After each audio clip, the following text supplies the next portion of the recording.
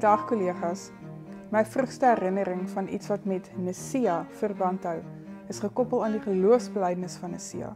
Die herinnering se kom vandaan is ons gesin se gemeentejare in die NLK Groeneweide aan die Oosrand in die vroeë 1990s. Ek onthou die saalstoele van die skoolsaal waarin ons eredienste plaasgevind het, terwyl die gemeente vir 'n kerkgebou gespaar het. Ek onthou dat die erediens elke Sondag dieselfde orde gevolg het. Ons gesin het geweet wanneer om te sit en wanneer om te staan. Ons het die liedere geken wat voor en na die skuldbelijdenis gesing is. So het ek geweet wanneer die bekende woorde van die apostoliese geloofsbelijdenis gespreek word. Ek glo in God, die Vader, die Almagtige, die skepper van die hemel en die aarde.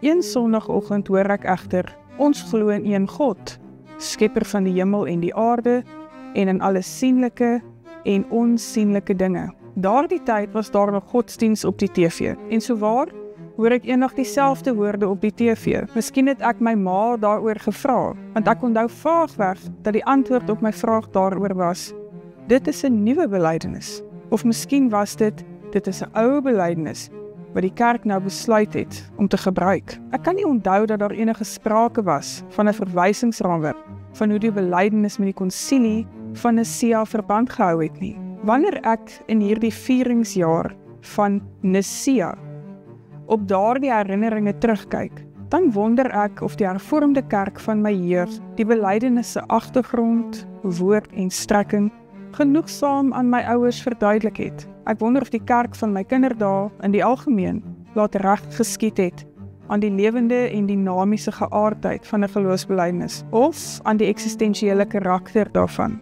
Miskien het die kerk dit gedoen, maar ek weet dat ek dit nie kan onthou nie, omdat dit op daardie oomblik deel was van 'n liturgiese orde wat sonder enige wisseling elke Sondag herhaal is. In 'n jaar waarin ons 1700 jaar van Nicea gedenk, is dit gepas om agtertoe te kyk, sodat ons ook vorentoe kan kyk. Dit is nodig omdat ons met mekaar in hierdie vieringsjaar ook noodgedwonge praat oor die wyse waarop ons die betekenis van Nicea moontlik in die volgende 1700 jaar gaan verstaan en gebruik. Ek het op 'n stadium gewonder hoekom die ekumeniese kerk spesifiek die 1700 mylpaal vier. Mens vier gewoonlik 1500 jaar of 2000 jaar. Miskien kan ons uit die huidige viering aflei dat ons in 'n tydperk leef waar ons opnuut oor die eenheid van die kerk moet nadink. Na my mening skep hierdie herdenking vir ons die geleentheid om na te dink oor hoe ekumeniese belydenisse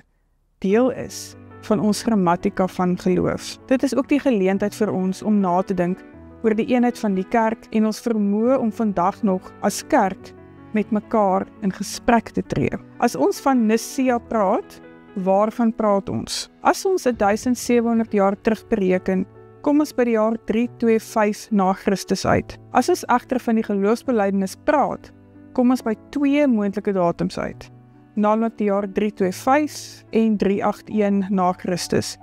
Waaroor gaan dit dan in hierdie jaar? Wel, rondom die jaar 325 neem die keiser Constantijn 'n besluit om 'n algemene kerkvergadering of konsilie byeen te roep. By hierdie byeenkoms, wat as 'n eerste ekumeniese samekoms beskou is die eerste weergawe van die Niceense geloofsbelijdenis aanvaar. So wat 56 jaar later, in 381, is daar sekere byvoegings gemaak, en dit het ons vandag in die algemeen bely. Die belydenis van my jeug is die 381 weergawe. Die 381 weergawe het amptelik as die Niceno-Constantinopolitane bekend gestaan. Konsilie is byeengeroep in 'n tydperk waar iemand hulle op die gesag van die staat kon beroep om 'n teologiese vraagstuk te besleg. In die periode voor Constantijn se visioen gehad het in 312 na Christus en die Edict van Milaan in 313 na Christus uitgevaardig het en die Christelike godsdienst staatsgodsdienst geword het, het die staat hulle veel nie aan teologiese geskille in die kerk gesteur nie. Constantijn het gehoop die kerk word die sement van sy ryk. Daarom het hy besluit dat teologiese geskille binne die kerk, wat kon dreig om die kerk te skeur of sy ryk in gevaar sou stel, deur die staat besleg moes word. In hierdie tydperk is die teologiese bates dikwels deur 'n politiekery oorskadu. Binne hierdie konteks was dit die konflik tussen 'n biskop en 'n priester wat aanleiding gegee het tot die konsilie van Nicea. Hierdie konflik het binne die staat-godsdienstomgewing geeskaleer tot iets waaroor Konstantyn gevoel het dat hy nou moet ingryp. Biskop Alexander van Alexandrië en priester Arius, ook binne Alexandrië, het 'n filosofies-teologiese konflik gehad.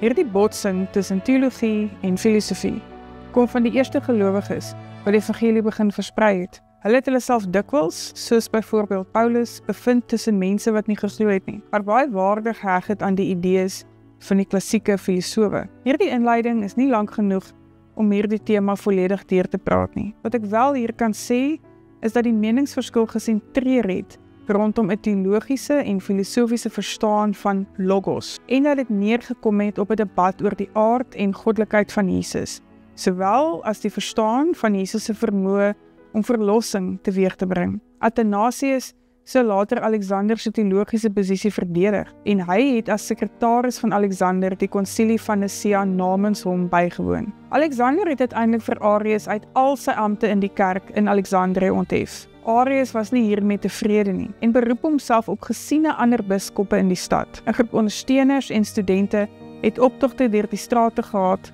om Arius te ondersteun. Hierdie debatte sou uiteindelik lei tot verdere debatte oor die goddelikheid van die Gees, en dit lei tot die ekumeniese kerk op daardie stadium se belydenis oor God as Triniteit of Drie-eenheid. Die mooi eerste woorde van die belydenis is 'n aanduiding daarvan. Ons glo in een God. Nou, terwille van die politieke welstand van sy ryk, het Konstantyn 'n biskop uit Spanje gestuur om die situasie in Alexandrië te probeer beredder. Die biskop slaag nie daarin om versoening te bewerkstellig nie, en Konstantyn neem 'n besluit om 'n konsilie byeen te roep. Die konsilie van Nicea was 'n uitdaging. Daar was na oorlewering omtrent 300 biskoppe, meestal uit die oosterse Grieksprekende deel van die kerk. Maar daar was ook 'n paar uit die westerse Latynse sprekende deel van die kerk. Om onsself in die skoene van daardie konsiliegangers te probeer plaas, moet ons onthou dat meeste van hulle tot byna net voor die konsilie nog die merktekens of littekens gedra het van hulle geloofsgetrouheid. Baie van hulle is in die vorige bedeling gemartel,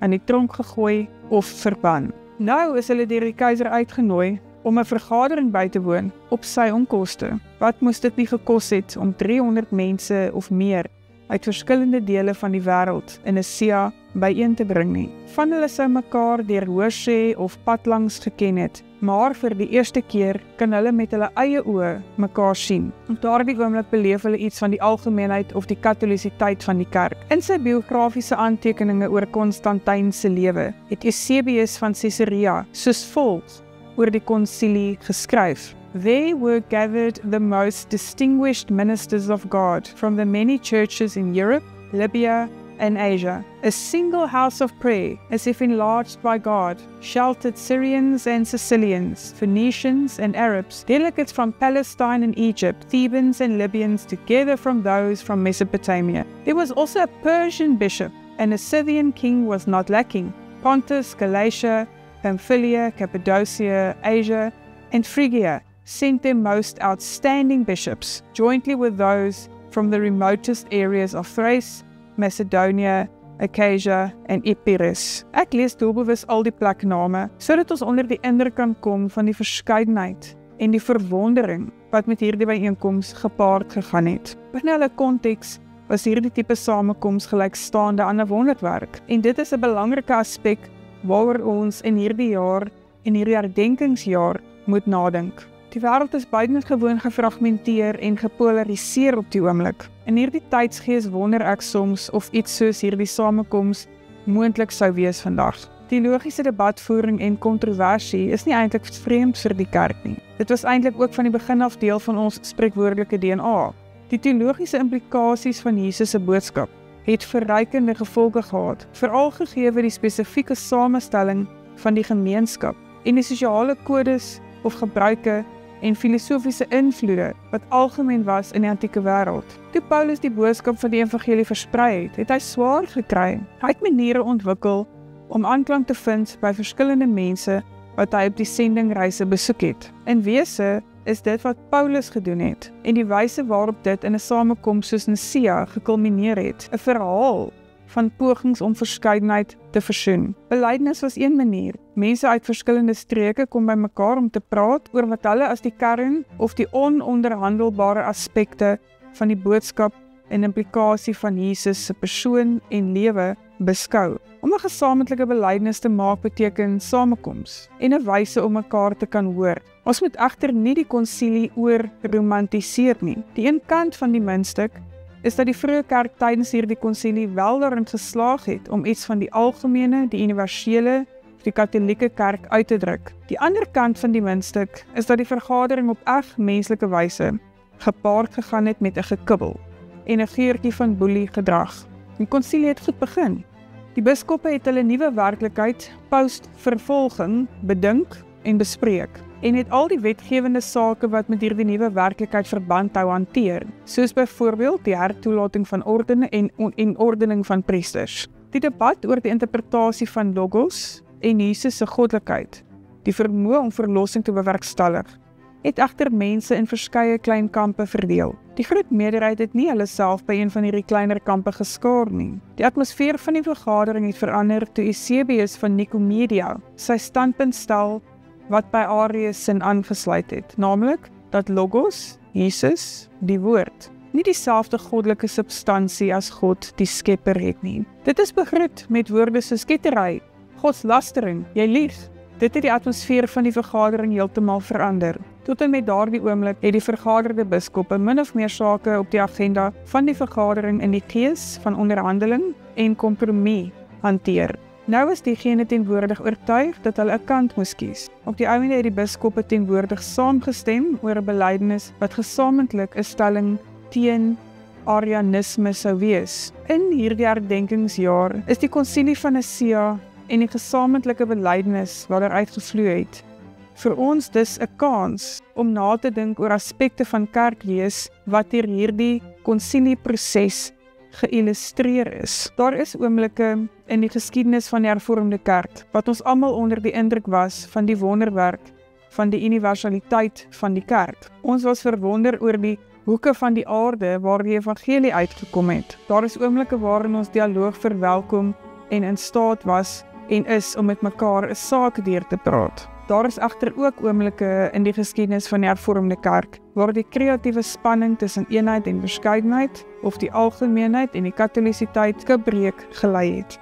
Daarom ten slotte 'n paar vrae. Hoe dink ons vandag na oor hierdie kreatiewe spanning tussen eenheid en verskeidenheid? 'n Volgende vraag is of ons in staat is om vandag met mekaar te praat. As gevolg van die proliferasie van inligting op die internet en deur middel van kunsmatige intelligensie, is daar nie eintlik meer dialoog in die samelewing nie.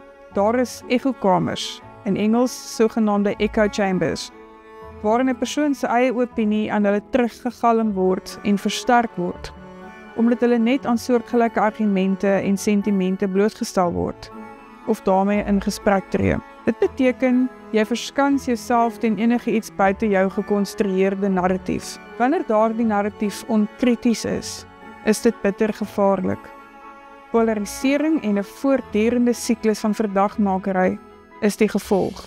Hoe verstaan ons die ekumeniese karakter van die kerk vandag? Nog 'n vraag, wat is die rol van 'n belydenis wat min of meer 1700 jaar oud is? Die belydenis is ekumenies en word universeel meer aanvaar as die apostoliese geloofsbelydenis. Die rede daarvoor is dat dit paradigmaties en geloofstaal bevat wat vir beide die destydse oosterse en westerse deel van die kerk aanvaarbaar was.